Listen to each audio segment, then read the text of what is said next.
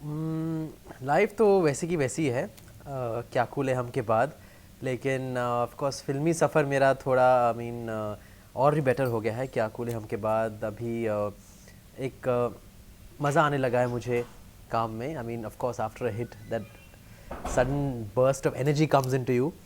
And comedies बहुत सारे offer हो रही हैं मुझे। I am doing good boy bad boy with Subhash, Golmaal कर रहा हूँ मैं। एंड कूल सी ज़िंदगी हो गई, लेकिन personal life is the same. As it was before, I'm the same person, and like I never changed after मुझे कुछ कहना है क्या कूल है हम के बाद भी मैं वैसा का वैसा ही हूँ।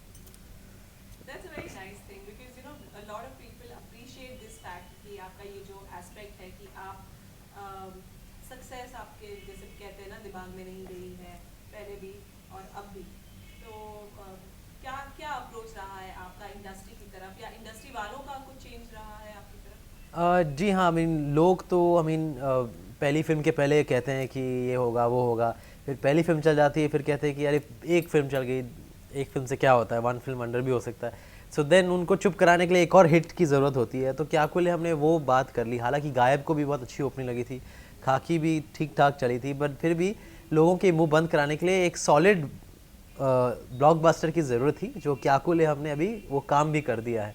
एंड ऑफ कोर्स यहाँ पर तो सिर्फ हिट्स और फ्लॉप्स के बलबूते पर हाइप बढ़ता है इंडस्ट्री के अंदर। हालांकि ऑडियंस आपको चाहे ना चाहे, लेकिन यहाँ पर कैलकुलेशन डायरेक्टर्स और प्रोड्यूसर्स की हिट्स और फ्लॉप के बेसिस पर ही होती है। सो अगर आपकी हिट ज़्यादा है तो फिर आपको ज़्यादा फिल्में ऑफ़र की जाएंगी, आप बड़े बड़े बैनर्स के साथ काम करने का मौका मिलेगा आपको। So that's how it works या। तो वो भी आई थिंक मेरे सफ़र में भी वैसा अभी शुरू होने लगा है। And I am excited and I am taking it with a pinch of salt, क्योंकि कभी किसको पता क्या होने वाला है कल। अच्छा, आप ये बताइए कि how happy are you with this good boy and क्या कहते हैं उसको, this fun loving guy image जो आपकी बनी है शुरू से ही मिल रही है? जी हाँ, एक गुड बॉय का जो इमेज मेरा है, मैं इसे कभी छोड़ना नहीं चाहूँगा, क्योंकि बिकॉज ऑफ दिस इमेज मैं कुछ भी कर सकता हूँ और एक्सक्यूज़ हो जाती है। अगर मैं कुछ कहूँ तो लोग बोलते हैं कि नहीं नहीं नहीं, आपको गलत फहमी होगी, क्योंकि ऐसा बोल ही नहीं सकता। अगर मैं कुछ करूँ तो मेरी इमेज मुझे बचा लेती है। So I would never let this image go from me. And as far as the fun loving age concern, मैं वैसा हमेशा बचपन से ही रहा हूँ, और अभी भी इंडस्ट्री में आने के बाद मैंने अपने आप को कभी फिल्मी नहीं समझा, कभी स्टारी मैं बिहेव करने की कोशिश नहीं करता। क्योंकि अगर आप हैं स्टार तो आपको आप जान जाएंगे कि आप स्टार हैं, आपकी क्या पोजीशन है, आपको अपने आप को स्टार दिखाने की क्या ज़रूरत है। So I believe in that, and I don't want to get rid of this fun loving nature of mind.